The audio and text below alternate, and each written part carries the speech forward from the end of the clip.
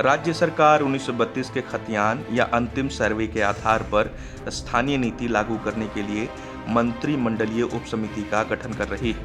राज्य विधानसभा में पेश की गई एक्शन टेकन रिपोर्ट में इसका उल्लेख किया गया है। विधानसभा के मॉनसून सत्र में सरकार की ओर से सदन में दिए गए कुल 90 आश्वासनों पर की गई कार्रवाई संबंधित रिपोर्ट में इसका उल्लेख है।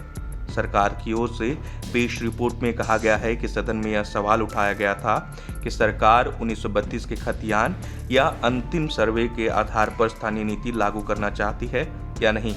इस सवाल के जवाब में संसदीय कार्य मंत्री आलमगीर आलम ने कहा था कि सत्ता पक्ष और विपक्ष के माननीय सदस्य बार बार 1932 के खतियान के आधार पर स्थानीय नीति लागू करने के लिए आवाज उठा रहे हैं। संसदीय कार्य मंत्री ने इस मामले में जल्द ही ठोस निर्णय लेने का आश्वासन दिया था।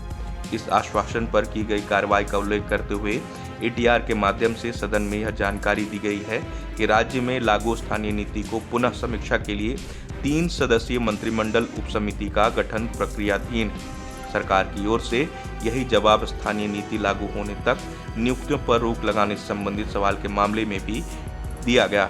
1932 के खतियान के आधार पर नौकरियों में बहाली का मामला सदन में उठता रहता है। पिछले बजट सत्र में यह मामला उठा था और राज्य सरकार से नियुक्ति के विज्ञापन को रद्द करने की मांग भी की गई थी।